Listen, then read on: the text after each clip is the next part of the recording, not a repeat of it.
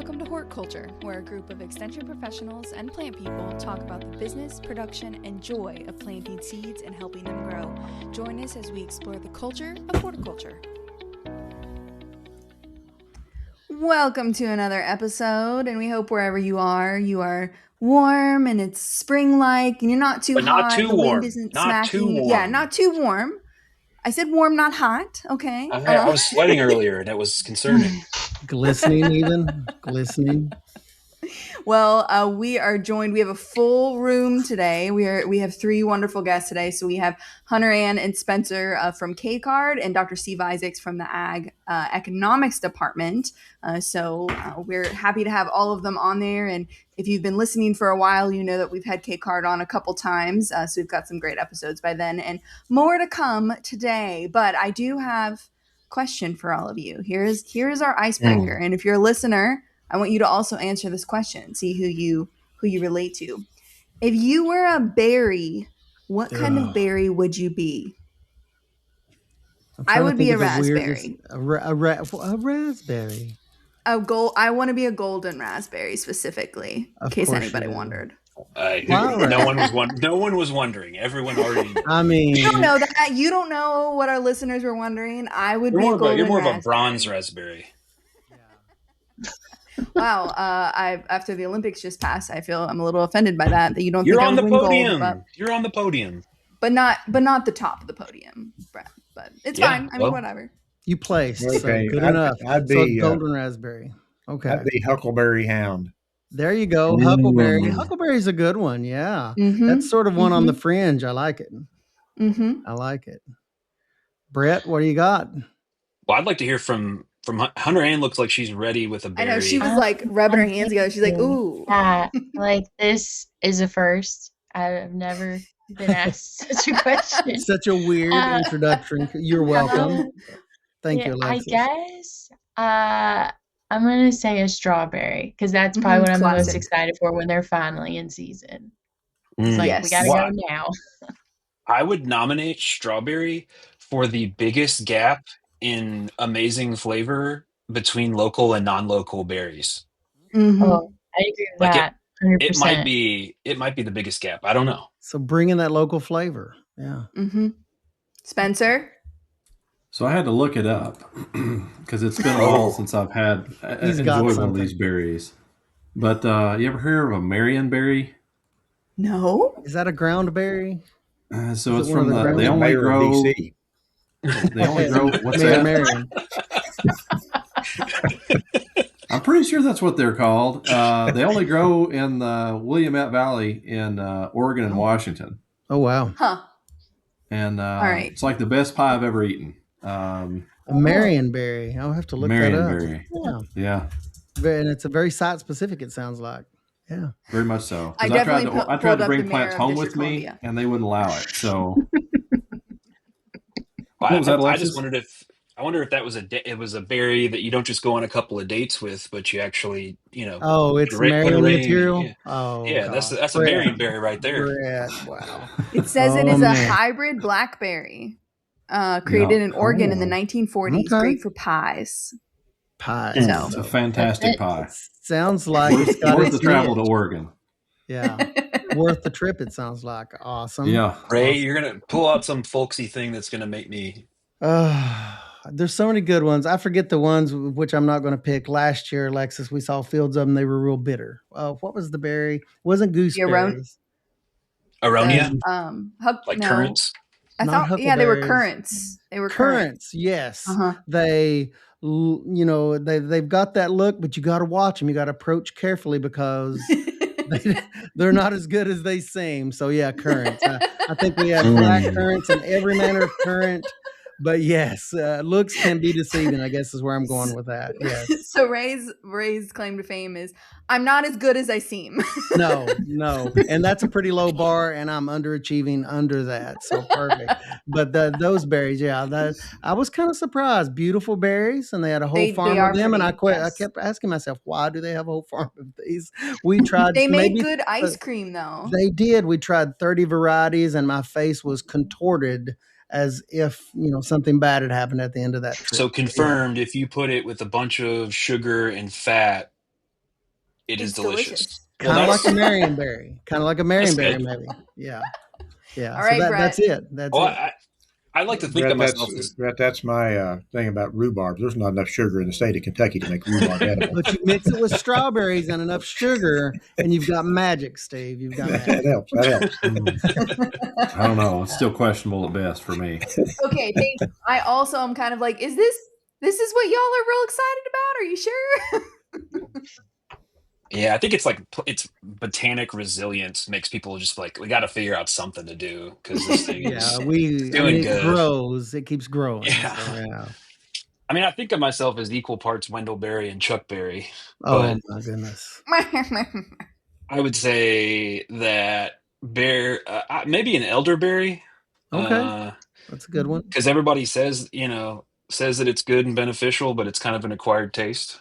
So you're like the wisest of the berries. You're the elderberry. I didn't think about it that way, but yeah, I'm feeling more and more like an elderberry. Yeah, with it. I can see that being a nickname for you, elderberry. Just it likes to spend time in an agroecological context with other trees. I love spending time with trees. So an ecosystem approach. You've quit preaching and gone to meddling. I am the elderberry here today. The elderberry, the eldest berry. It's going to be like the Marionberry of elderberries in Kentucky. Yes, there you go.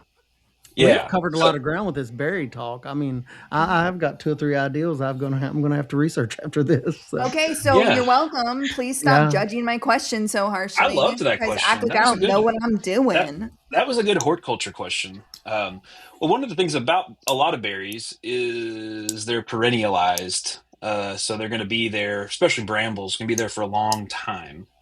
And the thing about us humans is that we're not always going to be here for a long time. And so if you're putting in some berries, you may be thinking, well, somebody down the road, it's my kids or my grandkids or whatever, are going to be picking these berries and thinking of me.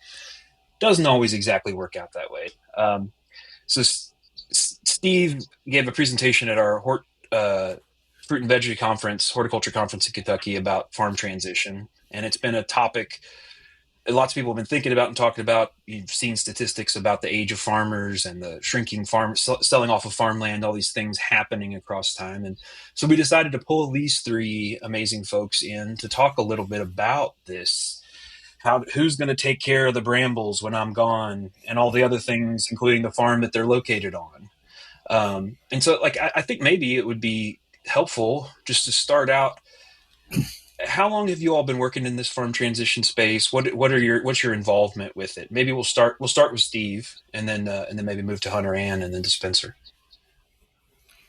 Probably for the last 10 to 15 years of my extension career, this has been one of the bigger things that I have been working on. And it's kind of like being in the funeral home business. You got it's recession proof. You always got an audience out there. But yeah, it's been something I've done here, out of state, some, but yeah, and it's applicable to everybody.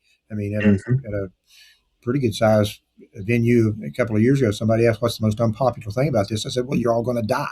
So yeah, that's a strong opener. That's real strong. It is, isn't it? Though, yeah, that's the stage. Yeah.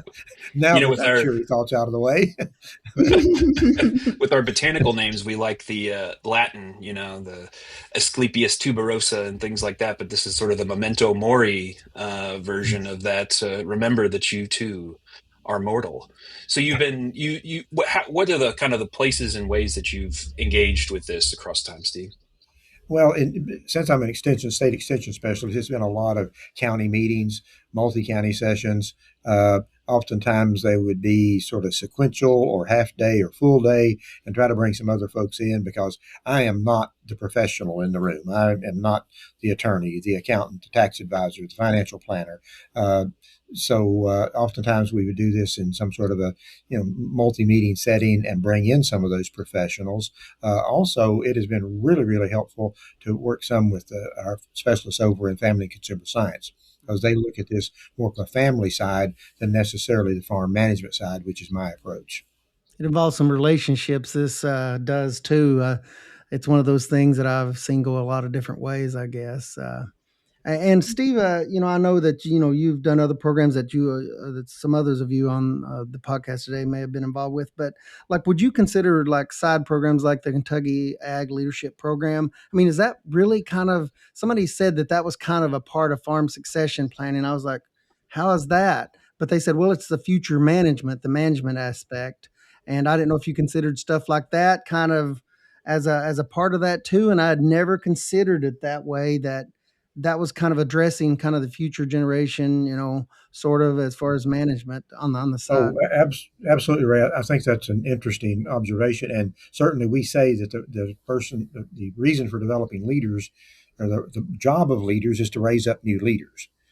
So that's something we're trying to do with our leadership certificate here in the college and Kentucky Ag Leadership Program. The other side of that, and this really relates to the transition side, is that sometimes leaders don't get out of the way when they should.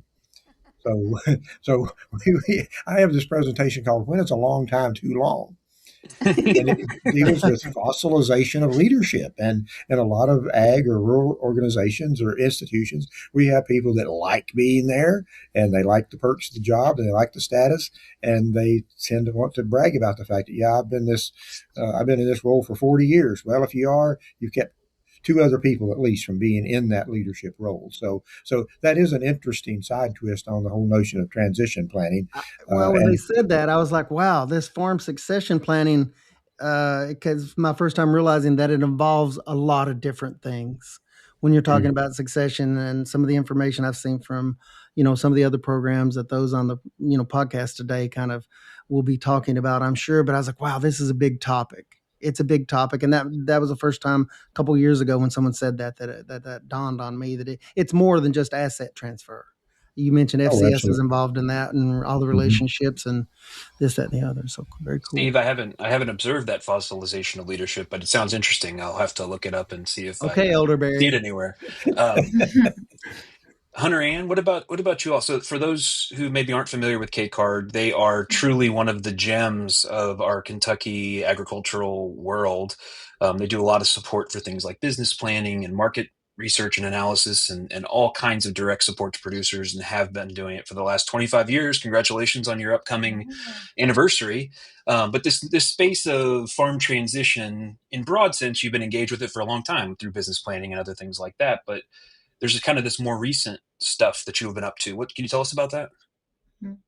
Right. And I came on into KCARD almost 2 years ago, and very shortly after I started, that's when we started really digging into what us being more heavily involved in farm transition would look like. And so that was one of my first big projects, was like, go research and see where this is at in other places, and did it work? I was like, okay. So I've been involved with it ever since I started at KCARD in some form or another, but have moved more into looking at it through, like, I went through, and Spencer just finished it up too, a mediation class, and learning how to tackle tough conversations and keep it all civil. And we've sat through and been engaged in farm succession coordinator trainings, and learning more of how to manage, again, emotions and answer family questions and handle.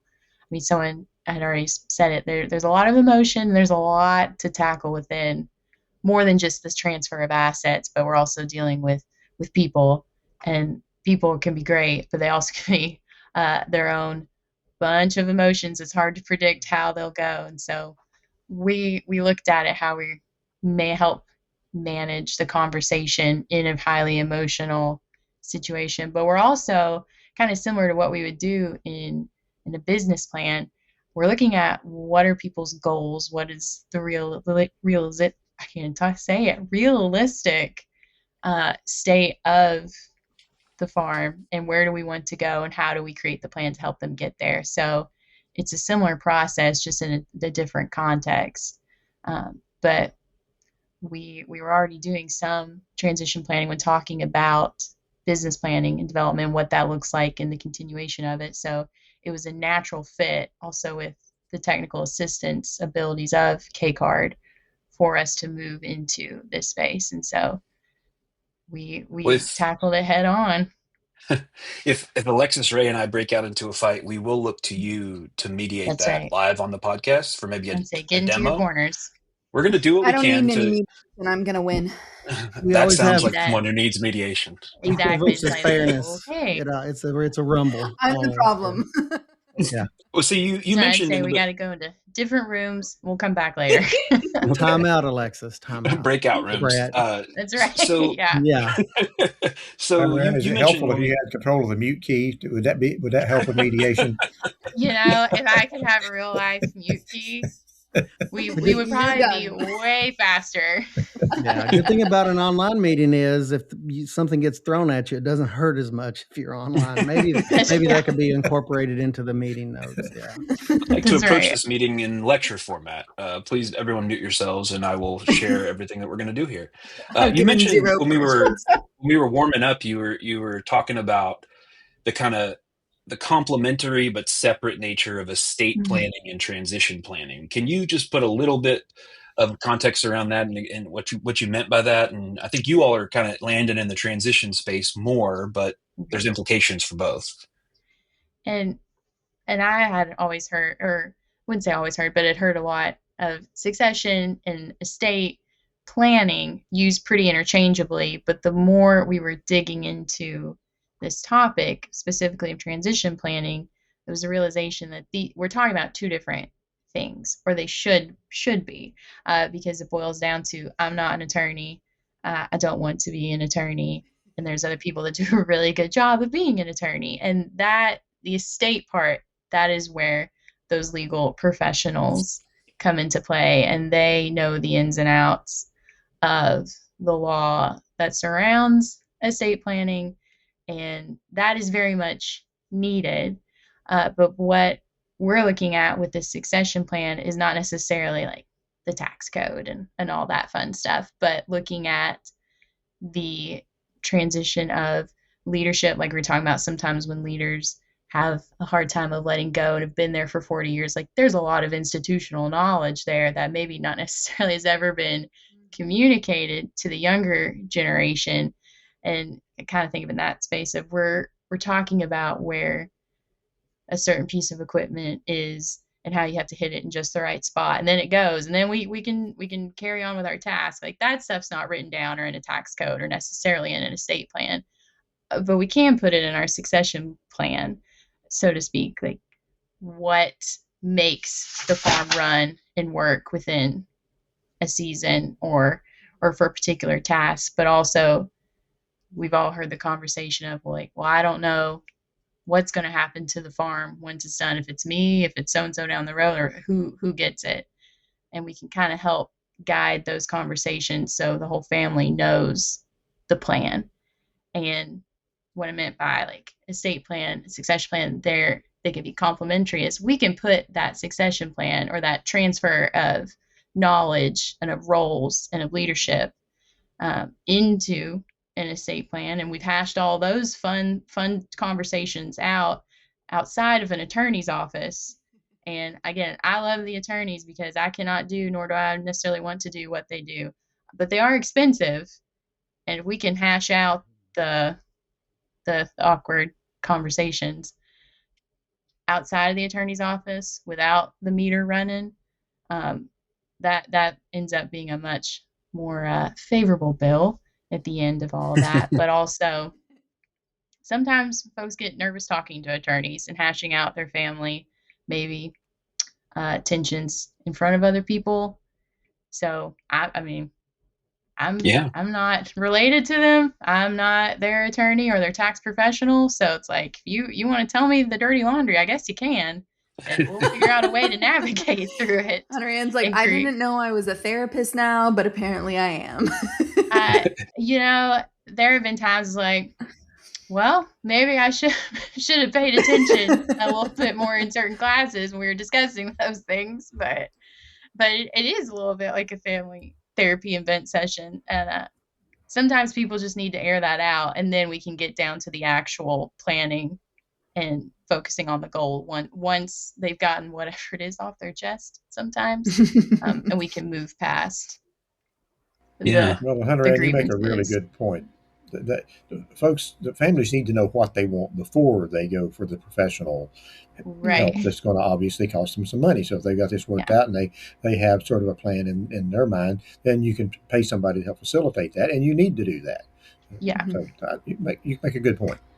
And they know who's going to come in after them, right? Like they don't just show up to Right. the lawyer and they're like, "Oh yeah, my son's taking over," and the son's like, "Whoa, whoa, whoa, I'm not doing Yeah.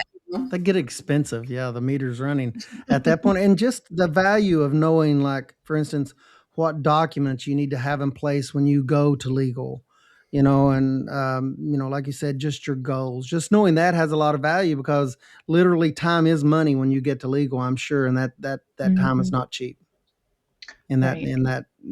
instance. So, yeah. Yeah, I have multiple friends who are lawyers. So I like them and everything. But how can you tell if somebody's a lawyer? Oh, God. Don't worry, they'll tell you. No, they'll That let was you know. good. And on that note, Spencer, I'm It's the landing this that's this funny. Yeah. this didn't necessarily come to happen overnight, and I'm curious. So you all have this program, the CASP program, which you can tell us what that stands for. But I think there's also some groundwork that was laid before that that's built out of the reality that every estate and every business transition plan is going to be messy and complicated and unique. But agriculture really poses some specific things that can be challenging, or that can, so who are the actors, funders, people involved in that? How has this come to be that you all have this wonderful program now? Yeah, Brett, I think that's a fair question to ask. For us, I've been at KCARD now for like 9 years, I think. So you'll be there long enough. Next thing you know, you're one of the senior members of the team, just by default. But Elderberry. one of the things that I think I saw a lot that kind of led up to this and really started the conversation with some of those partners you mentioned was some of our own clients at KCARD. I mean, you mentioned it there, Brett. We've been around for 25 years this year, and we've been around long enough to where our clients are starting to look at retirement. Um, and what does that look like for them? Is that the next generation coming on? Is that selling the farm outside the family, but we want to keep it an agricultural business? So that's really what led us, KCARD, to be involved in this from the get go. Was all those relationships that we've established over the years, and then you talk about partners. We've been talking with Kentucky Farm Bureau, and really when they started their Kentucky Farmland Transition Initiative, that's really what gave this thing legs to really take off. Um, you know, Eddie Melton and his team there at the state level at Bunsen Parkway, they had this foresight of, they were seeing their membership change and people coming in, coming out of the business and asking them the questions of, hey, what am I going to do with this property or this operation that I've built over the last, 20, 30, 40 plus years. And so that really got them involved. And once they rolled their program out, and that's about 2 years ago, I'm probably off on the timeline, but we'll say about 2 or 3 years ago, that's really where KCARD started getting involved. Of, KFTI would have these quarterly calls that KCARD would participate in. Of, what does farmland transition look like, and where should we be going? That was the questions Farm Bureau was asking that we were a part of. And then next thing you know, KCARD's like, well, we would like to be involved in this because of the questions we were already getting. And then I guess you fast forward a little bit into the future to catch us up to where we are today. Uh, there was a program. It was a certified mediation program through the U.S. Department of Agriculture. Kentucky was liking one of those, and really what that does is it gives uh, FSA, all the USDA programs, really FSA, NRCS, rural development. They all have a seat at the table then of if there's issues that come up through the facilitation of those programs, they can be mediated to try and resolve those issues. KCARD said, well, we feel like this would be a role that we could serve.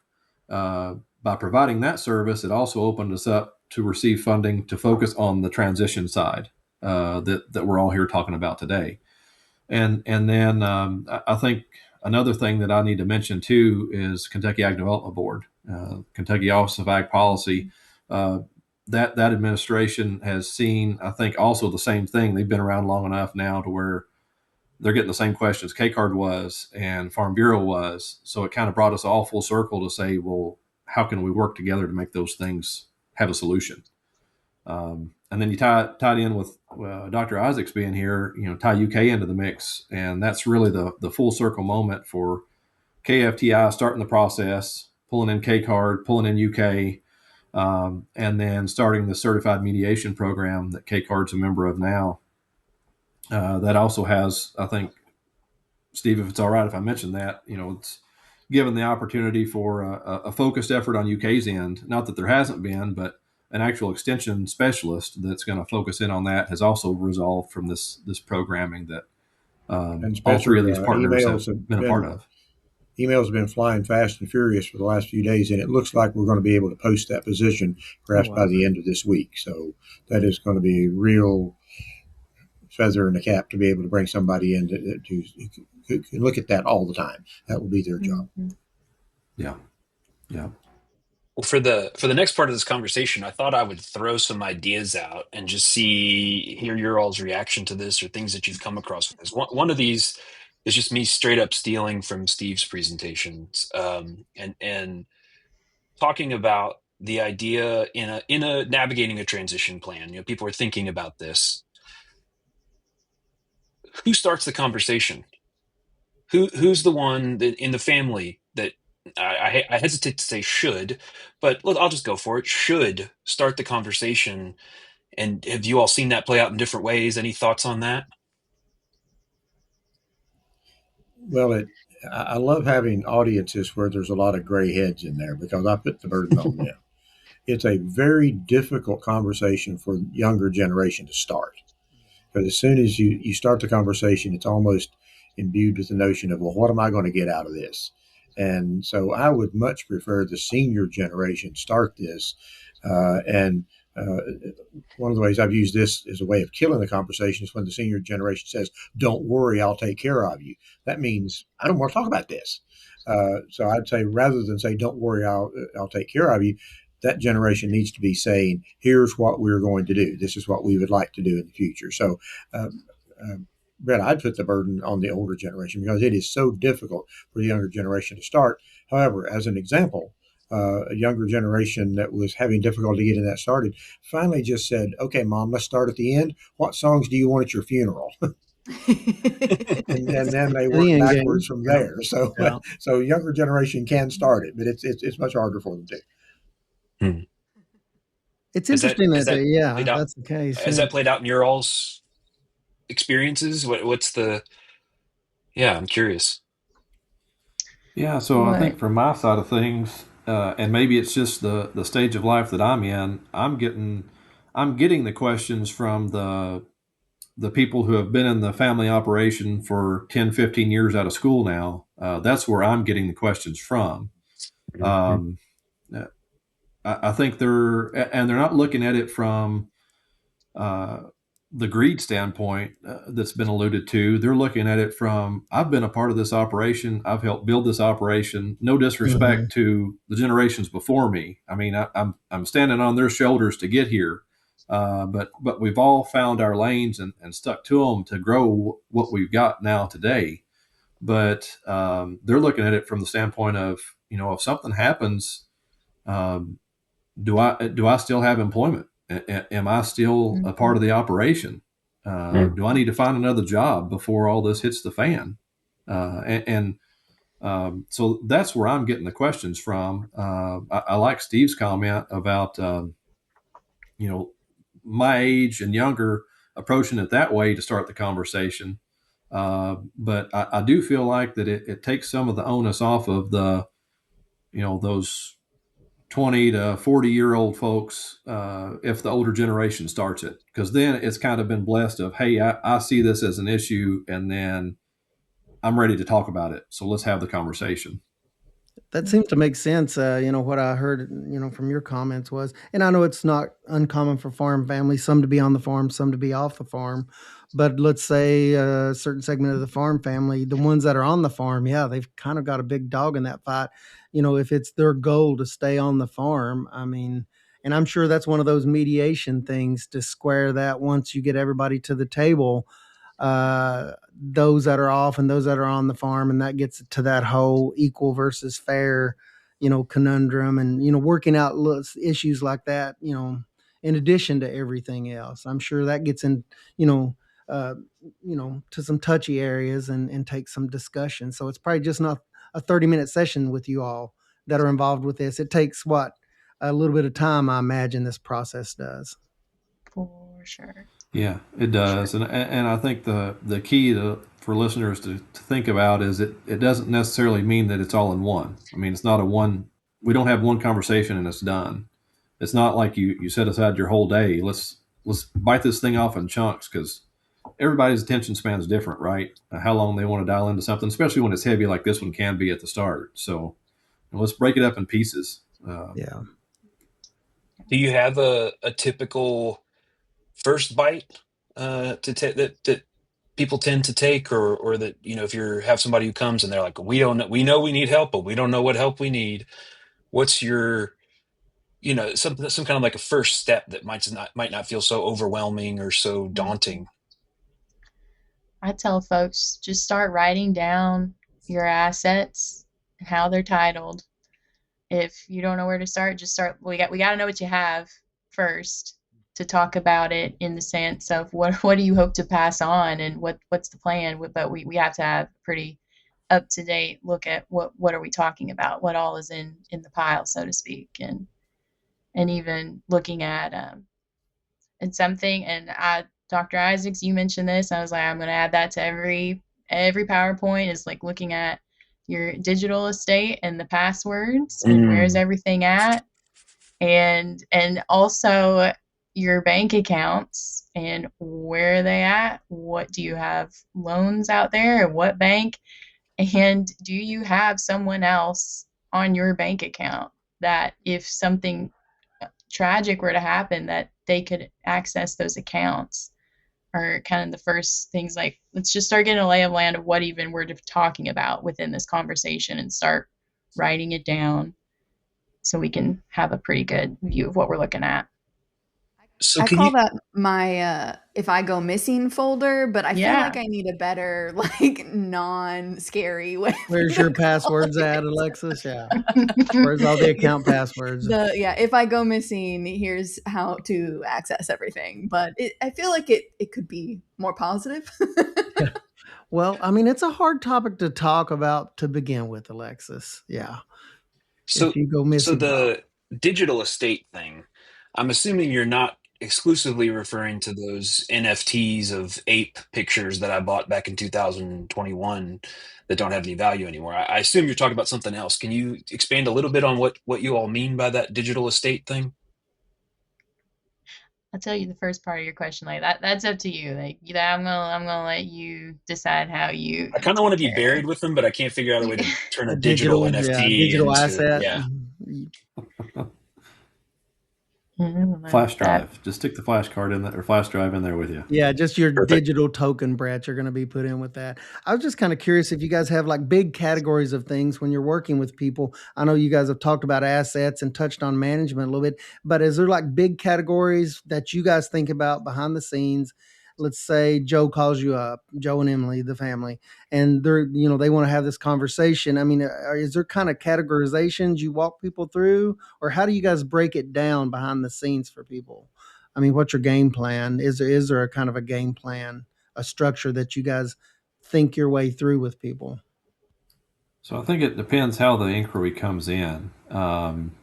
If I agree 100% with what Hunter Ann said, especially if it's an email inquiry. We've got and Hunter Ann did a phenomenal job putting this together, and I haven't committed to memory what it's called, but we've got kind of like here's the how-to steps of starting the plan. And it's a worksheet that lists out questions. You fill in the blanks that fits you, and then we can start the conversation. Like if it's a digital request, that's where I like to start. If it's a phone call, or if it's you see somebody out and about at a meeting and they pull you aside, then it kind of depends what the questions are. If it's something where, how do we start the conversation? A lot of times I defer back to, well, just tell me how you got here. Especially if it's trying to get that older generation to open up and start the conversation, start the dialogue. Because, I'm a history guy anyway. I love learning the backstory to things. So, give me a little bit of that. That way it's something that we've all lived, at least when I say we all, everybody within that operation has lived at some form or time frame together. So that gets everybody comfortable maybe. And then we can start diving into the harder stuff of, what's your goals? What's next? What's the future look like in 5-10 years? So, Hunter Ann, tell us a little bit about what you've got in that structured worksheet. What are they asking So for? I could call it though, like it's always the question of like, well, what can I start doing today? So like that's what we call it, is like what you can do today. And it does tell you to like go start writing down, listing out those assets, but it follows our similar structure of, I think of it in terms of buckets. And our first set of questions, our first bucket we're going to tackle is like, where are you at right now? So figuring out like who all is involved in the operation, what does it look like structure wise, just kind of gathering the intel, learning the story and the history of the farm or the operation. So we have a few questions on mainly of where you're at, of like looking at what you have, like as in a physical sense, on the farm. Then our second kind of bucket or pot of questions is, where do you want to be? And that one will start asking like, what do you see as like the top priority of your farm transition? And that can vary. Some it's keep it a farm at all costs. Some it's I just want my kids to get along no matter what that looks like. Or it could be, I wanted to stay a farm, but it doesn't have to be my kids. Like someone else can take it over. But it can be a variety of answers. But for them to start thinking about what their top priority in a transition looks like, because that'll dictate what the conversation moving forward looks like. If it's family harmony above all else, then we're going to have to keep that in mind and keep redirecting the conversation towards that goal overall. And then the last section of that document is, how are we going to get there? So we have where are we at right now? Where do we want to be? How do we get there? That one, it's when we very gently will pass you along to the legal professionals that can make it legal and binding. But we'll discuss how to get documents ready for that process and how to find those legal professionals and kind of build that team. But that what you can do today document kind of walks you through the listing of assets, how they're titled, things to think about as far as where pieces of property might be located or what banks have you used in the past. Then our second section of looking at those goals, long-term goals questions to help kind of frame our conversation. And then we talk about in the third and final part that's more of an individualized, depending on what we've developed the prior two sections and getting them ready to go on to the legal section. Yeah. I have a question. When is there such thing as it being too early to start this planning, like the succession process?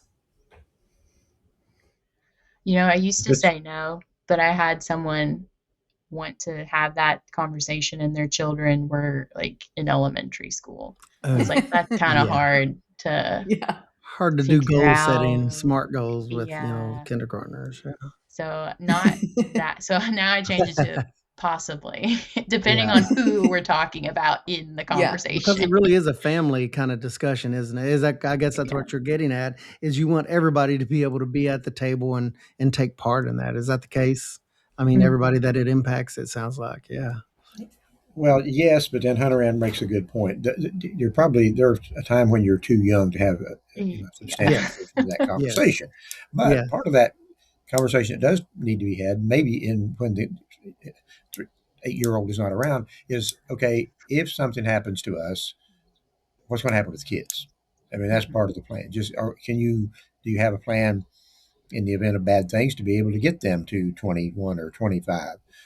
So I think it's if you've got kids, it's not too young or not too early to start thinking about it, even just from the standpoint of their welfare and their future. So certain aspects, I mean, think about it from like day one if you want to. Certain aspects, it sounds like, because that's just good planning overall. It sounds like. Right. Yeah, that opens up another thing that I'm going to rip directly from the Steve Isaacs playbook here of this discussion that you frame, Steve, as asking whether or not, from the vantage point of the parent or the older generation, asking whether or not this farming life is an opportunity or an obligation, and having some real hard conversations about that. And Hunter Ann touched on that with what's your goal? How are you going to get there? Is it family harmony? Is it keep it in farmland, but something else? Can you talk a little bit about that? Sure. I mean, it's gotten to the point here in the past few years, about every third slide in my slide deck says opportunity or obligation. I mean, families really need to have that conversation because we are, it's one of the most wonderful things, and maybe sometimes the most notorious things about farm life is that we raise our kids to be farmers. We start out giving them little toy tractors, and all of us who grew up on a farm, that's just part of it.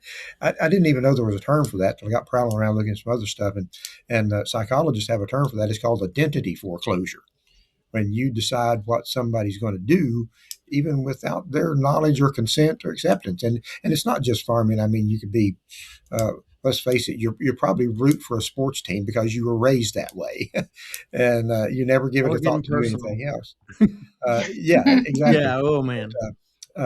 So yeah, having that discussion early on, and not feeling like the kids are being forced to do that. If it is an opportunity and it's perceived as such, it is wonderful opportunity. But if it's an obligation, then it's not. Deb Reed, the ag nurse that worked with many of us for years, said that sometimes in ag, one of our problems is we don't give people permission to do anything else. And we should be able to consider that it's okay. If you want to have this farm, great. If you don't, I'll encourage you in some other area. So yeah, it's identity foreclosure. It actually has a term for it now. Yeah, I think the important part about that is if we're all operating under the assumption that this is an opportunity and I'm excited about it, and then mom and dad die, and that's when I tell everybody, actually, I don't want to do this. The whole transition plan, everything has been set up under a false assumption that because we couldn't have an honest conversation before that happened. Well, I wanted to maybe wind us up here, end up here with just an explicit. Hunter Ann and Spencer, if somebody wants to get started working with you all in the CASP program, and can you remind us what CASP stands for? But if they want to get started, what does that look like? How do they kind of get the ball rolling? Yeah, so I think I neglected to answer that whenever I started my talk there, but Kentucky Agri-Legacy Solutions Program is CASP. We love acronyms, so we had to make this one an acronym as well. Another one in the stew. I like that. yeah, that's right. That's right. But really, a couple different ways. Actually, three. I guess I'd point you 3 different ways, depending on what your poison was. You could start off with our website. We've got, if you go to kcard.info, info, and then go to hold on, I'm going to have to look it up myself to make sure I tell everybody the right way. At the top right corner, whenever you open up our website, there's going to be a toolbar, and it's going to say Services and Tools. It's the third one over from the left. And if you go all the way to the bottom, it says Transition Your Farm Business. That's going to give you the quick rundown of what CASP is and how KCARD is here to help. It walks through a lot of those things that Hunter Ann mentioned as far as where are you now, where you want to be, and how do you get there.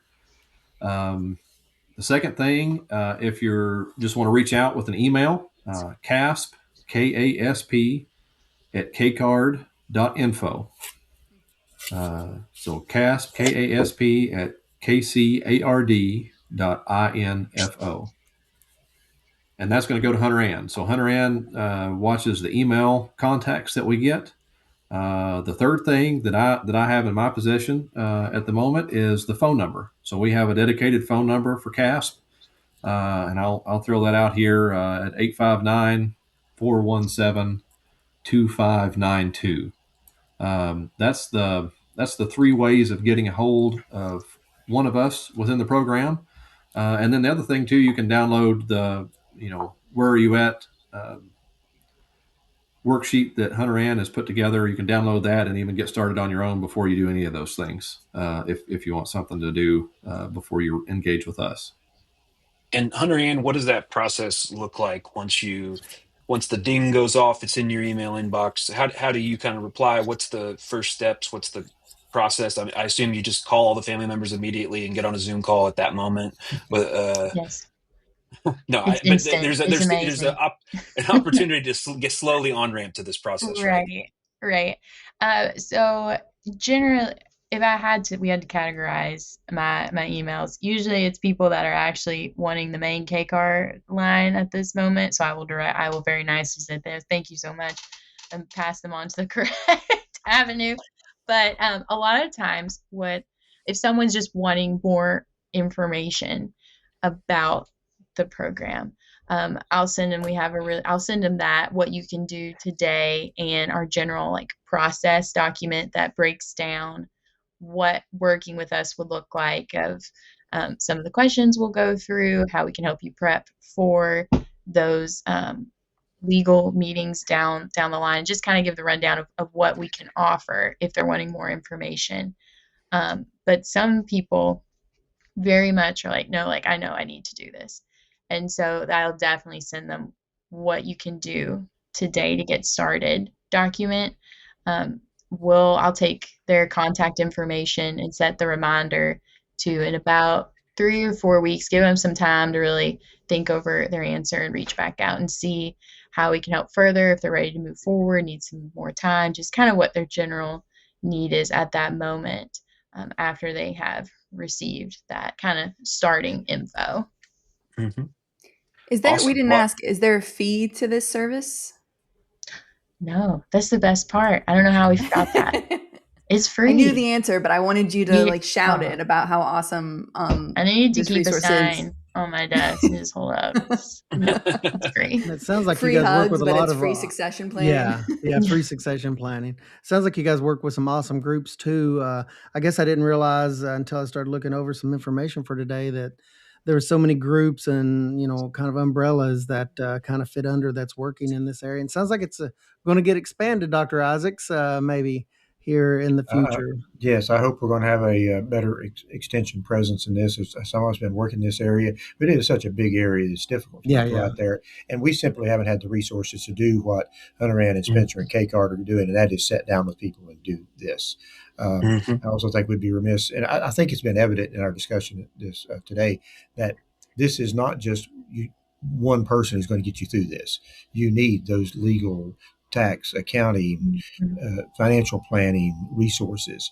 And it's great that KCARD has this that can start it out without charging anybody anything and letting them know where they need to go and maybe building that transition team that can help. And that's going to vary depending on the business, the complexity of the business. I heard somebody say the other day that the solution to all this is that when you have one kid, stop. So it makes things a lot easier. If you don't have any kids, I feel like that's good too. One and done is the UK way, Steve. One and done. Yeah. Oh wow. Well, Ray's gonna be getting a phone Steve, call. this topic is inherently deals with death, and I think in a lot of cultural frames in the U.S. and in the West and other places too, we think of death as a morbid thing, but it turns out it's a part of life, and it's literally a part of everyone's life. I grew up. My dad was a police officer, and was very blunt about that reality. And he really, our estate plan was crystal clear, and so when he died, it was a major burden off of our shoulders. And there's a lot of positivity that came out of those seemingly morbid discussions. And so I'm wondering if you have any, as the eldest Barry, I'm wondering if you have any concluding words of kind of wisdom or the value from your experience working with people that you want to leave us with about this. Well, it is incredibly ironic that the one thing that is an absolute certainty is the one thing that many people don't want to talk about. I mean, just outside the ag world, there's estimates that maybe 2/3 of Americans don't even have a will. So, but 4/3 of Americans are going to die. So yeah, no, I don't want 1/3 are prepared. So not trying to be flippant, but it is an inevitable fact of life. It is part of life. And to be able to think and prepare that, not thinking about it, not having those discussions does not either delay it or prevent it from happening. It is going to happen. So I think the earlier you can start planning or thinking about this, the better. Involve everybody. So have these conversations and use the resources like KCARD has and some extension resources and other to just go ahead and get that discussion started.